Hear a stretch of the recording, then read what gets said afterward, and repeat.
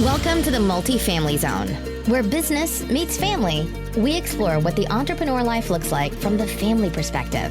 Now here are your hosts, Julia and Gino Barbaro. Hey everyone, this is Julia Barbaro, host of the Multifamily. I'm here with the co-founder of Jake and Gino, my husband and co-host Gino Barbaro. Gino, how are you? I'm good, Julia. How are you? Good. We've got a great guest today. We do. Larry Hagner. He's founder of the Good Dad Project. I love the quotes he has on his website, Dads with a Purpose on Purpose. And Larry's mission is leaving a legacy of leadership, love, connection, and positive lasting memories. Larry, welcome to the show. What is going on? Man, what an intro. I haven't heard something like that in a while. I appreciate that. Thank you. I hear you're pretty awesome. Man, I'll take that. I'm raising four boys, and a lot of times like I hear like, "Oh, come on, Dad." You know, they're not my biggest fans all the time. So, you know, they will be. Yes. I hope so. That's the goal. So you are their hero. I know that. Yeah. So Larry, just tell us your background, how you got into the Dad Alliance and how you just started your company. Yeah. So Good Dad Project started back in 2012. It started with a total meltdown struggle moment with me and my 4-year-old, who's now 11 at the time. But so it just kind of give you some background and sort of give you some flavor of how this all came about. So I was born in 1975. My parents at the time were married for about 4 years. They got divorced when I was a year old. My dad left, gone. So from the age of 0 to almost 5, no father figure in my life. I was raised by my mom, and it's kind of a funny story. You guys will appreciate this. I'll never forget it. I remember like it was yesterday. I was 4. I was in preschool, and I remember men coming to pick up their kids from preschool. So I knew what a dad was. But in my 4-year-old brain, I was like, oh, you know, the moms just go out and they find a dad. Like that's what they do. My mom hasn't found my dad yet. That's okay. I didn't feel like I was missing out on anything. And so I'll never forget, she brought this guy home one time for dinner. And I think she had been dating him. They'd worked together. And I'll never forget his name. His name was Joe. He came walking in our house and he's wearing it's 1979, trench coat, briefcase, no iPads, 3-piece suit, double Windsor knot tie, handlebar mustache. He was like a white collar data software guy for Citicorp. And I'll never forget my mentality. I was like, oh my gosh, she did it. We have a dad now. We have a dad. So I shook this guy's hand, and the first question I asked him, I was like, are you going to be my dad? Whoa. Yeah. Right. It's like that Jerry Maguire moment where the little kid, you know, right. And so they did get married a year later. They stayed together till I was 10. He was a really nice ex-military guy, white collar worker. Had a big drinking problem though. He was kind of physically, mentally abusive. You know, him and my mom didn't really see eye to eye. They got divorced when I was 10. I never saw him again. 2 years later, when I was 12, I met my biological father, my real father, and it was not on purpose. It was by accident. And I won't go into the details to spare you the time, but I did meet him. We hung out for a couple months. He had a 2-year-old son at the time. He was remarried, another one on the way. We hung out for a few months. Then he was out again. We went our separate ways. So that really sucked. And my mom got remarried again. My mom got remarried a total of 3 times, dated a lot of men in between. Every guy she was with was just there was some sort of toxicity to him, whether it was substance, whether it was alcohol, whether it was rage, whether it was something. So I always say I spent half my childhood without a father figure, and then the other half with some sort of toxic male presence that was around. So of course, when I'm older, I'm like, okay, when I get married and have kids, this is going to stop here. Like this is not going to be my life. And I was committed to that. So fast forward till I was 30, we're about ready to have our first son. My wife and I been married I've known her for 23 years. We've been married for 16 years. We were going to have our first son at 30. And then I go one morning to a coffee shop, Starbucks here in St. Louis. And who do I run into? My biological father, who I had not seen since I was 12. So it was almost 20 years. So here we are 14 years later. I have a relationship with him. He's still married to the same woman. I have 2 younger half brothers. But what I can tell you is 6 years went by. So my oldest at the time was 6. My youngest at the time was 4. And I was miserable. And not only was I miserable internally, but I was miserable to be around. I was not the best husband. I was not the best father. I was your typical guy that I think we serve now, where I got all my validation, all my kudos and attaboys in the career, and I did really well there. And I had zero balance, didn't know how to be a husband, didn't know how to be a father. I was short-tempered. I had no patience. I didn't take care of myself mentally and emotionally. Physically, I always been able to take good care of myself. Spiritually, I didn't take good care of myself. I just didn't know how to do it. Felt lost. In 2012, I started Good Dad Project because I had a moment with my 4-year-old that I was not proud of. And that moment was we were packing up and getting ready to move. And I hate moving. And I spent probably 3 hours packing up his playroom. And I was very frustrated that day, bad day at work, moving, told him, I'm going to take a break. I'm going to come back here. Please don't get anything out of these boxes that I had packed literally floor to ceiling. Come back an hour later, everything was scattered about. I was so pissed. I spanked him. He hit the ground. And in that moment, I went to help him back up and he shuddered. And I was like, what have I done? What am I doing? And it wasn't just that moment. It was all these impatient, horrible moments. I never did anything terrible. Like I never beat these children or mentally abused them, but I sure as heck wasn't there. And I wasn't good at it. I was like average at best with bad moments in between.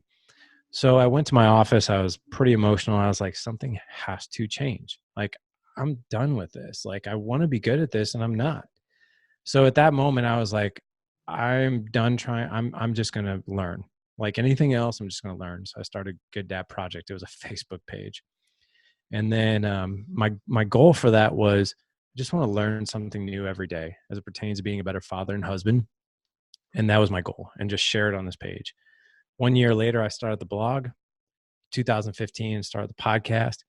2015, launched the book Dad Edge.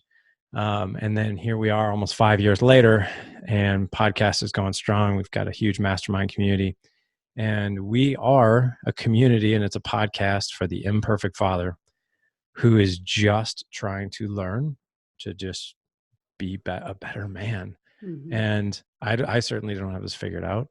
I use the podcast as a tool to talk to people who are much smarter than me, so I can learn, and the audience can learn right along with us. So it's a learning environment. It's a learning environment for imperfect fathers who are morons half the time. That's what we do. Awesome. So when you started it, what kind of advice would you give husbands and fathers to start being a better parent? So I think, working with men toe to toe, nose to nose now for the past 7 years, and working obviously on myself, which is an ongoing project, is don't do life alone. Men live this quiet life of desperation, and we're great at acquaintances, but we're not really great at deep friendships. And we certainly don't want to take the time out to develop deep relationships, because our mentality is we either need to be working on our business or on our family. The problem with that is that without that community of like-minded men, or just having deep-seated friendships where we can go and be open and authentic and gain advice when we're in a bad spot. So if you ask any man, like, hey man, how's work? Good. How's life? Fine. How's the family? Great. Yeah. That's about it. What we really truly need in our life is, hey man, like, how are things with you and Jessica? Like, you guys talking? You guys going on date nights? How are your finances? You guys okay with that? You guys communicating well? How's your intimacy? How are your kids? Are you asking them good questions every day? Are you really in their life? Do you know what they're going on? Do you know what your kid's favorite color is? Do you know what their grade is in science? Who's their favorite teacher? When you have a man who's watching out for you in that way, it's a profound impact versus getting you out of that daily drift. Mm-hmm. Yeah. Your story is so amazing, and I love it because you're so honest. And I'm going to be honest, I've never in my life met the perfect father, because God, there it is. Yeah. There is no man that is perfect at being a father or a husband. And it's so important for people to know that, because maybe they do feel alone. And so your organization has brought that to the surface to say, look, we're all in this together. We're all here to help you guys out. We want to talk openly. Everything stays in this between us. And that's so important that men know, first of all, their importance in the family, because a lot of them don't. They don't realize the importance of being a father in a home. So I just want you to give me an idea of, or share with the audience your thoughts on how important fathers are in the home. Well, even if you just Google fatherless homes, the statistics, it will blow your mind. I think it's like 85% of teenage pregnancies are due to an absent father. 94% of people who are incarcerated are usually from a fatherless home.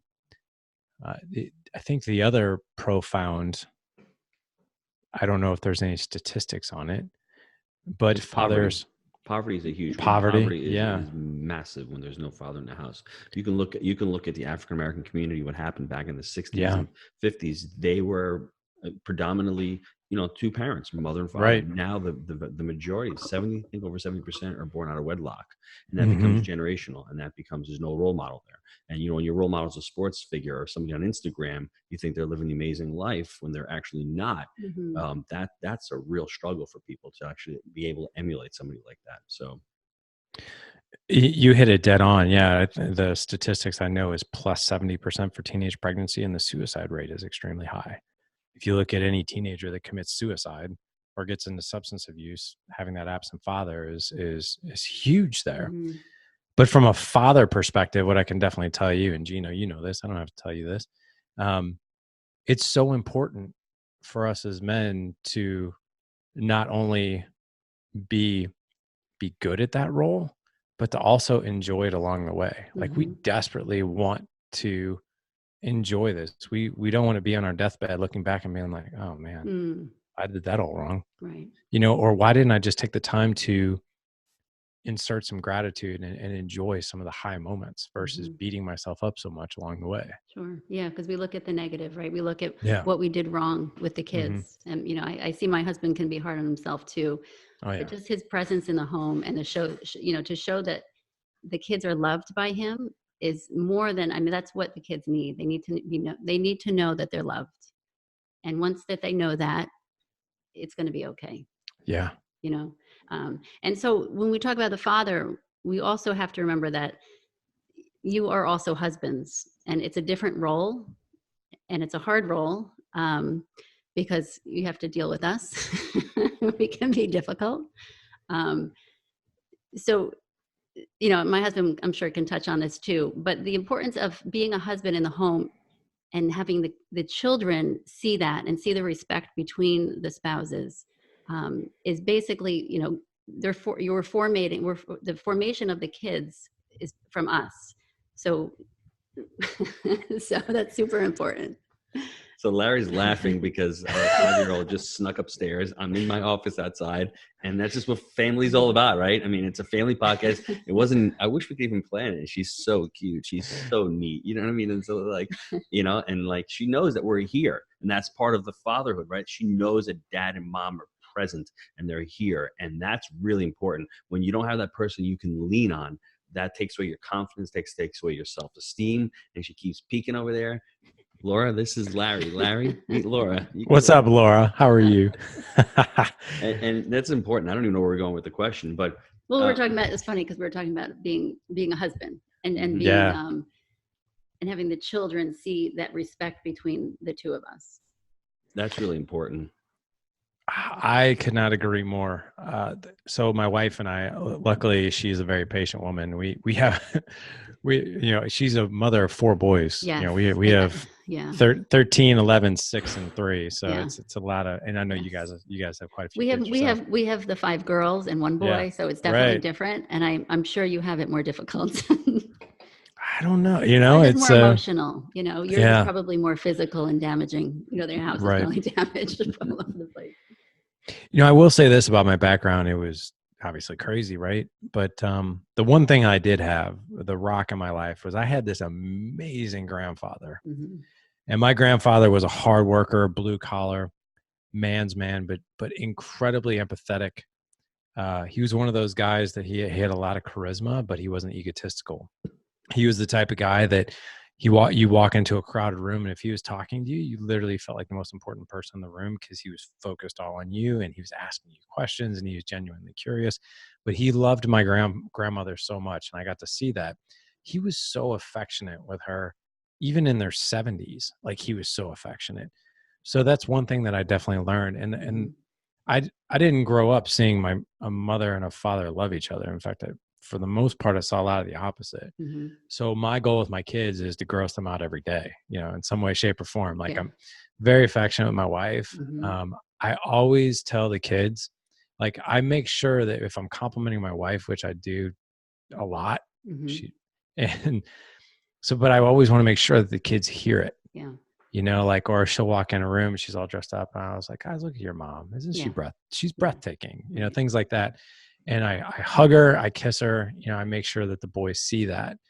And I think that is so important. I'm proud to say too, that the kids have never seen us fight, Mm-hmm. which I think is healthy, but unhealthy, because we do get along really, really well, but the kids have never seen conflict resolution because they've never really seen us fight. Right. But, so I think it's also, there was one time we had a disagreement, and my 13-year-old and 11-year-old sat there, and I was like, I want you guys to see this. Yeah. Because this is how you resolve, this is how you talk things through. Mm-hmm. And the other thing too, with husband and wife, my wife and I have ground rules when it comes to how we treat each other. Whatever decision she makes when it comes to the kids, I have her back. No matter what. Yeah. Even if I disagree with it, I have her back. She does the same for me.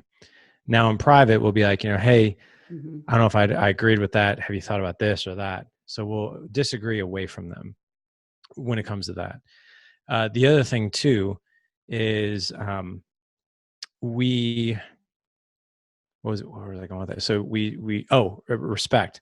Respect is very, very big. So you'll never hear us call each other a name. We're really big on that. Like, I would never call her a name, and she would never call me a name. And I never would even say, hey, you're acting like a, or you're being like a, never. Right. And that's vice versa. So I think that's really important. Yeah, that respect is super important. Isn't just it's total common sense. That's the thing that bothers me, because this is not rocket science. Such effort. It's such effort for people. So Larry, I'm Italian. I always speak like this, and I get animated. And the kids for years thought that we were arguing, and we're like, we don't even argue. There's nothing to argue. Well, it's our about. oldest daughter. She thought we argued in the car every time we were in the car, and we fought, and she was so sick of it. And I said, well, what do you mean? She's like, every time you're in the car, you and Dad are fighting in the front. And so one time we were driving somewhere, and I'm like looking at my husband, and he's moving his arms all around, and he's talking like really loud. And I'm like, we're talking about politics. And I'm like, oh my gosh, she thinks we're fighting. And I thought, so their interpretation of what's going on is usually completely wrong. And we had to address that, but years and years later. And I thought that was very interesting, that just, we're not calm talkers when we talk about certain things. We get very animated, the both of us. So it's super important to be aware of what the kids are thinking by asking. Gino, I'm shocked I couldn't tell by your name. Like, I thought it was something else. He's Irish. Yeah, you're Irish. I love your pillars of success. Can you just go over them for us? I think everyone should adopt these into their life. The first one is gratitude and appreciation. Sure. And our pillars, we've kind of changed those just a little bit, but but gratitude and appreciation, I think, is the way we operate, and that, coming to, so like, for gratitude and appreciation. So I think that's sort of like, okay, everybody's talking about gratitude. Everybody's talking, the thing that we do in our family is we try to come to every conversation with curiosity and appreciation, because when you disagree, that's when anger can flare. Because the one mantra we always say in our house, even if you're 6 years old, however you're operating right now makes total sense to you. So if you're throwing a fit, it makes sense to you. So it makes sense to my 6-year-old that he's throwing a fit. But to come to a response, if I come to him, and I'm not good at it all the time, maybe 20% of the time, like, I try to implant that, but 80% of the time I'm not very good at it, but I'm trying, is to come to that response with curiosity. Like, hey man, what's going on? Versus like, would you stop? What's going on? What's wrong with you? Right? That's what we always want to do. But however he's reacting makes sense to him. Same thing with my 13-year-old. If he's really sad or really angry, it makes total sense to him that he's operating the way he is in that moment. Same thing with my wife. if I come to every conversation with curiosity and appreciation, usually that conversation is going to go better. And if she reciprocates that same approach. But as far as like pillars of success, I mean, we call those now the 5 dimensions. And so if we really, the podcast, the community, everything we do is dedicated to helping men optimize, never balance, optimize, because that balance is, you've guys got 6 kids, balance is impossible. Right. But the 5 dimensions for men, one is mastering your finances, optimizing your health. So that's physical, mental, emotional, spiritual, having a legendary marriage or creating a legendary marriage, having an epic connection with your kids through experiences and connection, not stuff, but experiences. And I'm not talking about Disneyland either. And business, which I think is so fantastic because so many men are trying to develop something or create something or do something. I think what you guys do is so fascinating because what you guys do is, we call what you do is the work that makes you come alive. It's the work that makes you come alive because then you're able to create something that then allows you to be recording a podcast in the middle of the afternoon with your 5-year-old in the background. That's right. Right? Yeah. Yeah. Let's take a quick break to hear from our sponsor. Hey, Jake Stenziano and Gino Barbaro here. Are you in a job that's soul-sucking? Are you looking to create more abundance for you and your family? We've been there before. We've, been in those types of positions, those W-2 jobs that are just draining us of the greater abundance that we know is out there. Now, Jake and I came together in 2013. We started buying multifamily properties, and in 2015, we launched our first book. We called it Wheelbarrow Profits. That was the buy right, manage right, finance right, the 3-step proprietary framework that Jake and I teach. And you know what? I thought I was done writing books, but my boy over here pulled me in and says, nope. Came out with the honeybee. Now this honeybee talks all about creating complementary streams of revenue. Now what do I mean by that? We created a property management company. We created a syndication company. We created the Jake and Gino education company. We've created a capital company that does mortgages. Now all of these are complementary from those initial investments. Now the Wheelbarrow Profits book is the how-to book. This is the why and the complementary streams and really adding wealth and legacy to your life. Yeah, it's been a fantastic run for us in multifamily, and it's created a life of abundance. If you want to learn how to create multiple streams of revenue in whatever business you're in, these life lessons can be applied to many businesses. Click the link down below and pick yourself up a copy.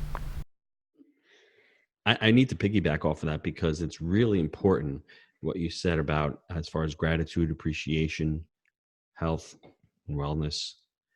One of the things that I like is the presence, being present. It's so hard for us as fathers to be present because when you're doing your business, you're thinking about your kids. When you're with your kids, you're thinking about your business. And what Larry's been touching on is really a lot of life coaching principles.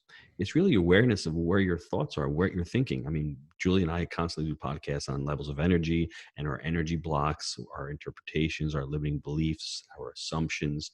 All that is really important. And I think everyone should go look up life coaching and start becoming aware and becoming responsible for the way you act, because of the way you act and the way you think, just becoming clear on that. Yeah, So, no, I agree with you. It's your story is incredible. And I'm really thankful that you're sharing that with other men. And like I said, people do need to hear that. And even wives need to hear that. Because we look at other people's families and we say, wow, they have the perfect marriage. They have the perfect father. I didn't grow up with a father. So therefore I can't have that when I go and get married. And it's that limiting belief? Limiting belief. My wife hates the words I use, so I got to teach her, Larry. No, but it's super important because it's effort. It takes effort. And it takes a decision that, yes, I want to be married and I want a successful marriage and I'm going to be working at it. Once you get married and, everything seems great, that's not the end. It's constant. We've been married 21 years and we're growing every day. We make decisions based on, do you want to grow closer or do you want to grow further apart? And it's a decision that we make and we hold on to, and we live by our values, which are super important. Larry, can you share a story with us about one of your members who really just, transformed his life? Which dimension would you like an example on? Okay. That's a big question. The 5th dimension. So I have a great one on marriage, and this one literally just came about now. I'll leave names out to protect the innocent. So we had a guy who came and did life with us about a year and a half ago, and I'll never forget this guy. He's still there. I don't think we can get rid of him at this point. But let me preface this quick story with marriage is a skill. Communication is a skill. Family finances is a skill. Parenting is a skill. But we don't view it that way. We feel like we should just naturally be good at it because it's like, oh, well, I love her, so we should this shouldn't be that hard. And I'm a parent. I love these kids, so it should be easy, should come natural. When it doesn't, that's when we beat ourselves up. We're like, oh, I should be better. Right. We do this, we should on ourselves a lot. But these things and the dimensions we're talking about, finances, marriage, kids, we're not taught these things. But if we just for a moment have the realization like, hey, you guys weren't like, oh, you know what, I really like houses, so automatically I should be a phenomenal real estate investor. Mm-hmm. It's a skill. So going back to the story, we had a gentleman who started doing life with us 18 months ago. If you would have asked me what was going to happen, they were going to get divorced. There's no way. I was like, he told me this story and I was like, okay. He came and we don't promise like, hey, we're going to fix your marriage. That's not what we do. What we do is like, hey, we're going to give you the community. We're going to give you the tools. We're going to give you the accountability, and we're going to give you the support. We're going to help you develop a skill set that you can bring to this relationship or to this dimension. And the odds will be stacked in your favor versus against you. So his wife at the time, he found out she was having an affair. Not only having an affair, but she got into drug use. And this guy is a high level, white collar, professional. On the outside, you think everything is perfect, right?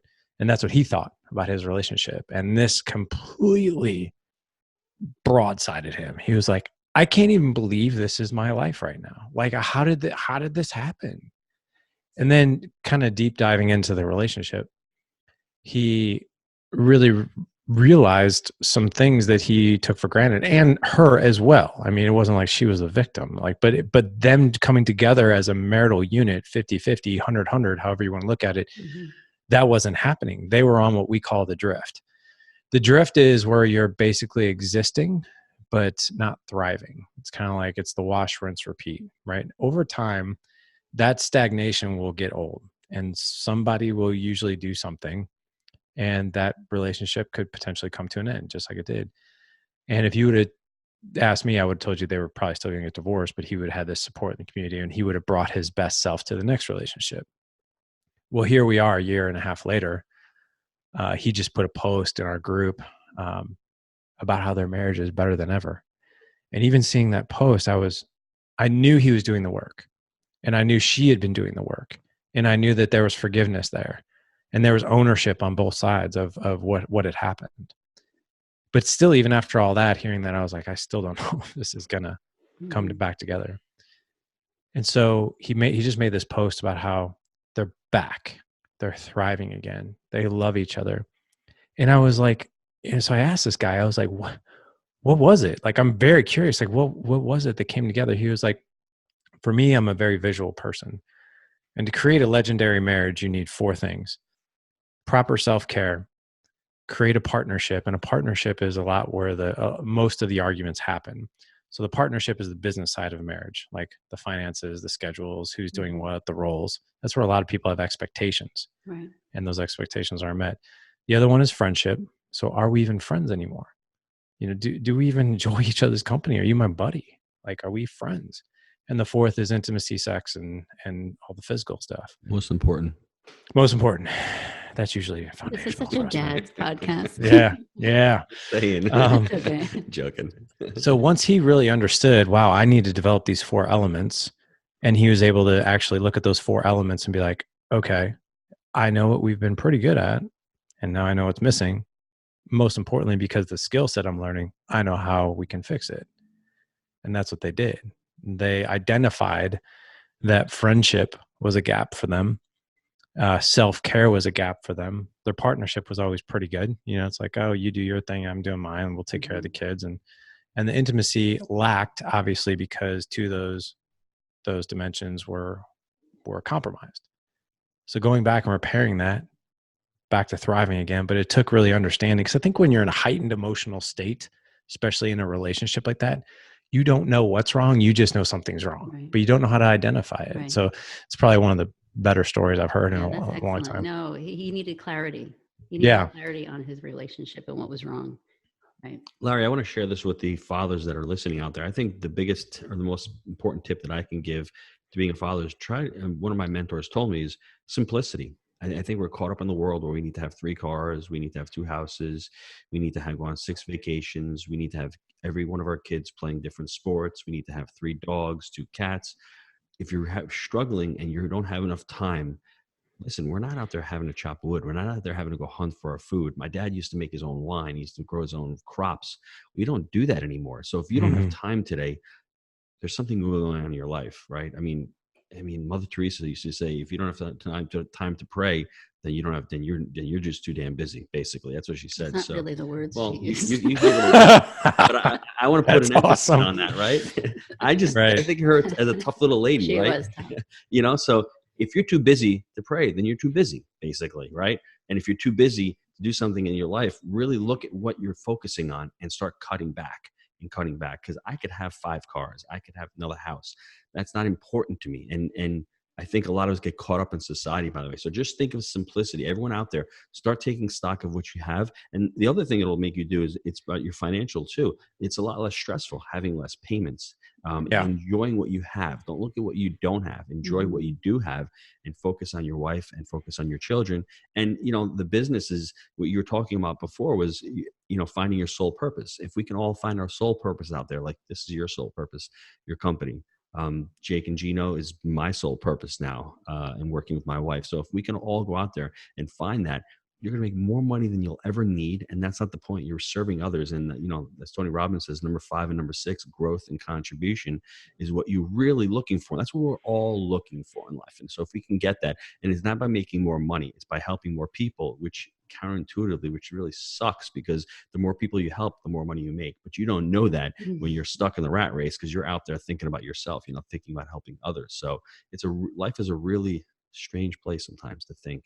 It's all counterintuitive. Well, it's an exciting adventure. You know what I mean? If we're looking at it as an adventure, we're in this life, we have this beautiful family, and we do, like you said, we take advantage of every other thing in the world, and everyone just wants to be loved at home. And, my kids are the happiest when we're all together, whether we're eating dinner, we're playing a game, whatever it is, they just want to be together. And, instead of the sports, like you were saying. And so maybe to think about, to reevaluate your marriage, your home life. And just like Larry's saying, how important that is to be home, and to appreciate each other. Larry, how can listeners get a hold of you? I mean, talk a little about your program, Masterminds, and how can they get a hold of you? How can they become part of your community? Just call 1-800. I'm kidding. So as far as we have a couple of different resources. Everything that we do can be found at gooddadproject.com. I think probably the most popular page on our website is the podcast. So gooddadproject.com/podcast. We have over 500 episodes now. We've had some amazing guests. We also have a free Facebook group called Dad's Edge, Real Dads with Purpose.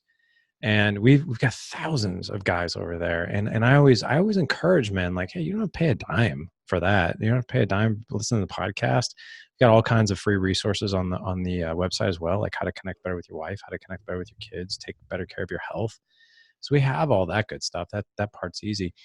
I always encourage guys to check out those resources and check out Dad Edge, Real Dads with Purpose, because the men over there, we have thousands of guys literally from across the planet, and they're having conversations all day long about what it means to be a better man, husband, father. And the cool thing too is we actually police that group pretty close. We've got a team of admins who police that group. So you won't see anything about Trump in there. You won't see anything political. You won't see anything selling their network marketing. Right. You literally see legitimate, high integrity guys asking really good questions about marriage and kids and finances and business and all those things. And we keep it that way. It's been that way for almost 4 years. The mastermind, that's really for the man who wants more. That's for the man who wants that weekly upfront in person, quote unquote virtual, we do everything over Zoom, mastermind. And what we do there is we have 350 guys now that do life with us on a daily, weekly, monthly basis. We have 20 different breakout sessions per week. A lot of people are thinking like, what's a breakout session? It's our mastermind groups. You can't serve 350 men on one mastermind group. So we break them into teams based on what time works for them. But we have mastermind groups that meet Sunday through Friday morning every single week. The content and the structure, what we do is we have a theme for the entire month. So like this month is emotional intelligence. Last 2 months, we did an 8-week series on optimizing communication within marriage. And each week, the participant will learn a skill set. But the mastermind group, it's led by, we have a leadership team. So each team is led by 2 people. One's in charge of accountability, one's in charge of structure. And the men learn from each other through an experiential interaction mastermind group. So the cool thing is some guys don't even know how strong and amazing and what their strengths even are until they come and do life with us and they hear other people's stories and they're like, wow, kind of like what you guys do. It's like, my marriage might not be the best and I'm working on that. However, there's a guy over here that wants to create a side hustle on real estate and holy cow, do I know a lot about that? And I can help that guy. So we all sort of help each other. Yeah. That's awesome. That's incredible. Yeah. I just encourage every dad out there to check it out. That mastermind sounds awesome. I'm kind of jealous actually that there's not a mother's one. Well, you guys already can go to coffee shops and talk. And yeah, but it's different. So yeah. we need that space. You do. So. No, I definitely encourage the dads out there because, I feel like the dads aren't getting the credit that they deserve anymore, and I just want to bring that back because yes, you're going to say something. Two things that I want to leave this podcast with. The first one is we can't go in a show without mentioning the name Trump. It's amazing. It's just amazing. Every show. We don't mention it. Yeah, well, it gets mentioned in other podcasts. Maybe on yours. Politics. But it's true. And I like that, the fact that you keep it really high level and you keep it really specific and it's niche and it's all about the dad. So any of the dads out there that are struggling, that want to really meet a mastermind group, and it's important that you pay. You need to pay for something because that's the accountability piece. Because if Larry's giving you something for free, you're not going to show up one week on the call. You need to show up on these calls and it's work. It's not something really simple. You need to work on yourself. You need to fill out questionnaires. I'm sure you need to take a deep dive in your life. And that's the hardest part because being honest with yourself is the hardest part, but that will lead to total growth. So Larry, any parting words? I just, the only parting words that I have is for your audience. And that is, I just want to say I've gotten to know you here through a couple of interactions, and both of you guys are some of the most genuine and approachable people on the planet when it comes to this. And and I've listened to your shows, and what I want to tell your audience is, if you're looking for high quality people who are all in on this mission and literally trying to serve and help, you don't have to look any further. And you have found the hosts that genuinely want to bring you the tools that you need to go out and be successful. So stay here, remain here, share this show with your friends. I'm not talking about my show, but share this, what Gino and Jake are doing. And dive into what they do, because they genuinely are great people and they care very much. It's true. Larry, thanks a lot. Thank you. We will be seeing you soon. Excellent. Thank you. Take care, everybody.